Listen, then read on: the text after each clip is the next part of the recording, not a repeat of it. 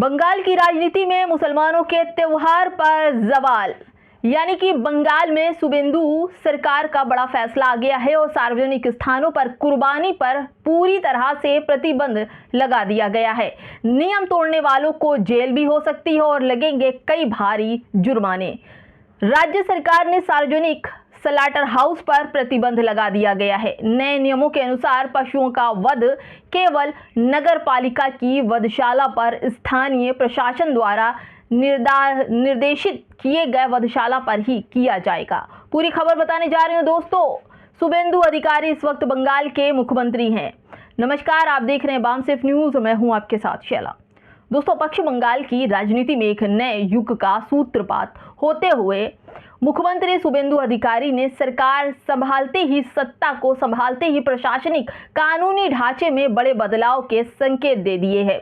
9 मई को शपथ ग्रहण के बाद उन्होंने सरकार उनकी एक्शन मूड में नजर आ रही है। अब बकरा ईद यानी कि ईद उल जोहा के पर्व से पहले राज्य सरकार ने पशु वध को लेकर कई निर्देश जारी कर दिए गए हैं।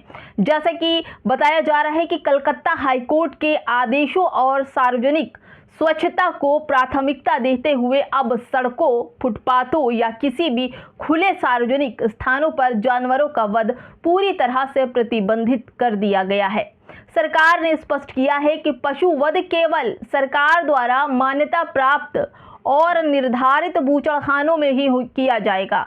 जैसा कि राजनीति का एक नया अध्याय शुरू होने जा रहा है और मुसलमानों का पहला ही पर्व गद्दी संभालते शुभेंदु अधिकारी के आ गया है। पश्चिम बंगाल सरकार ने बकरा ईद पर आदेश जो जारी किया है उसमें मुसलमानों की टेंशन बढ़ेगी।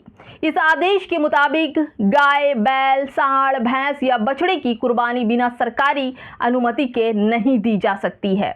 दोस्तों, जो नियम और कानून बंगाल में है उसी के हिसाब से इनकी अनुमति सिर्फ नगर पालिका के चेयरमैन, पंचायत समिति के अध्यक्ष और सरकारी पशु डॉक्टर यानी वेट डॉक्टर की मंजूरी से ही प्रमाण पत्र मिलेगा, तभी आप किसी भी पशु का वध कर सकते हैं। इसके अलावा खुले या सार्वजनिक जगहों पर जानवर काटने की मनाही है। ऐसा किया गया तो जेल होगी या 1000 रुपए का जुर्माना भी या FIR भी हो सकती है।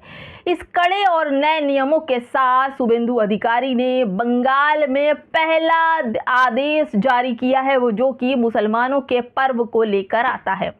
दोस्तों, इसी पर्व के चलते आपने देखा होगा कि मुसलमानों का ये दो ईद उल जोहा है, ये जानवरों की कुर्बानी पर डिपेंड होता है, क्योंकि इसमें छोटे बड़े सभी जानवरों की कुर्बानी दी जाती है, जिसमें बकरे, भैंस, बैल शामिल होते हैं। दोस्तों, अब इन पर कुर्बानी पर भी प्रतिबंध है। कहीं भी प्राइवेट जगहों पर आप कुर्बानी नहीं कर सकते। 2 पैसे बचाने के लिए मुसलमान बड़े जानवरों की कुर्बानी कहीं ऐसे करते थे जहां पर खुली जगह हो या छुपकर या आउट एरिया में करते थे। लेकिन अब बंगाल के आदेश के बाद, सरकारी प्रशासनिक आदेश के बाद अब मुसलमानों की टेंशन बढ़ेगी, क्योंकि प्रमाण पत्र बनवाने के लिए भी पैसे लगेंगे। और आप जानते हैं कि इस वक्त हालात देश के कैसे चल रहे हैं। और जबकि नरेंद्र मोदी ने कहा कि सोना मत खरीदे, पेट्रोल से मत चलिए, गाड़ी से मत चलिए, वो खुद भी इस नियम का पालन करते हुए नज़र आ रहे हैं। तो ऐसे में सवाल होता है कि जब लोगों के पास पैसे नहीं होंगे, लोग जानवरों की कुर्बानी करने के लिए प्रमाण पत्र के लिए कई लंबी लाइनें लगाने पड़े, क्योंकि आप जानते हैं कि सरकारी जो काम होता है वो कैसे होता है। पूरी जिंदगी लोगों की जूतियां घिस जाती हैं और सरकारी प्रमाण पत्र नहीं बन पाता। तो ऐसे में सवाल होता है कि क्या मुसलमान इस आदेश के बाद परेशान होंगे, क्योंकि प्रमाण पत्र बनाने में सरकारी दफ्तरों के चक्कर लगाने पड़ेंगे। और सरकारी दफ्तर, आप जानते हैं कि जैसे ही गद्दी संभाली गई वैसे ही आदेश आ गया कि मुसलमानों ने हमें वोट नहीं किया, हम उनकी बात नहीं सुनेंगे।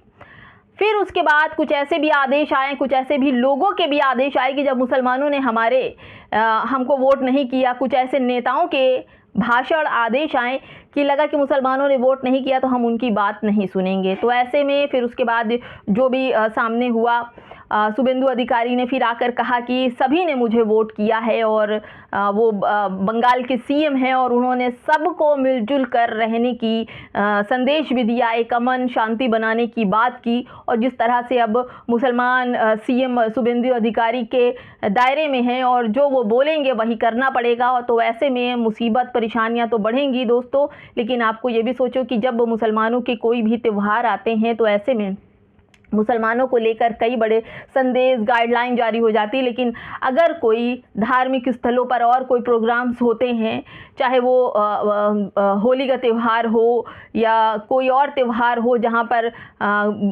जानवरों का वध खुलेआम होता है, धार्मिक स्थलों पर जानवरों का वध खुलेआम होता है, तो ऐसे में क्या बंगाल की सरकार उन पर अंकुश लगा पाएगी कि क्या केवल मुसलमानों को लेकर ही ये आदेश आए हैं? लेकिन दोस्तों, जो आदेश हैं सभी को पालन करना चाहिए। देश हित में है, क्षेत्र हित में है, राज्य हित में है और आप किसी ऐसे बड़े सीएम के अंडर में हैं और आपको बात माननी चाहिए और खुले में कुर्बानी नहीं करनी चाहिए। जैसा कि आदेश है, सभी को इसका पालन करना चाहिए। दोस्तों, अब ये खबर पूरी तरह से कुछ लोग नेगेटिव में बोल रहे हैं, कुछ पॉजिटिव में बोल रहे हैं, लेकिन सभी को शुभेंदु अधिकारी इस वक्त बंगाल के सीएम हैं और तमाम उन शुभेंदु अधिकारी की बहुत ज़्यादा जिम्मेदारी है कि अपने देश के लोगों को संभालें, क्योंकि बंगाल में भी हर धर्म जाति समुदाय के लोग रहते हैं। केवल एक समुदाय को लेकर नहीं चल सकते, उन्हें सभी समुदाय के लोगों का ख्याल रखना है और उसी के हिसाब से वो अपने नियम बना रहे हैं और सभी को उनके नियमों का पालन करना चाहिए। फिलहाल दोस्तों, बकरा ईद में मुसलमानों की परेशानियां तो बढ़ेंगी ही, क्योंकि बकरा ईद ऐसा त्यौहार है कि जितना भी आप सोचें कि अलग हट कर काम हो, लेकिन वो बाहर आ ही जाता है। नमाज को लेकर भी कई गाइडलाइन है कि खुले में नमाज नहीं होगी और कोई खुले में नमाज पढ़ेगा तो उसके लिए भी प्रतिबंध है। और ईद और बकरा ईद को लेकर नियम बनेंगे, कानून बनेंगे और सारे थोपे भी जाएंगे और इसको पालन करना भी ज़रूरी है। फिलहाल दोस्तों, बंगाल में बन गया है कानून और अब कोई भी अगर गलत करता है, खुले में वध करता है जानवरों का, तो उसके लिए सज़ा का प्रावधान भी है, जेल भी जा सकता है और जुर्माना भी लग सकता है। क्या कहेंगे कमेंट में ज़रूर बताइएगा। नमस्कार।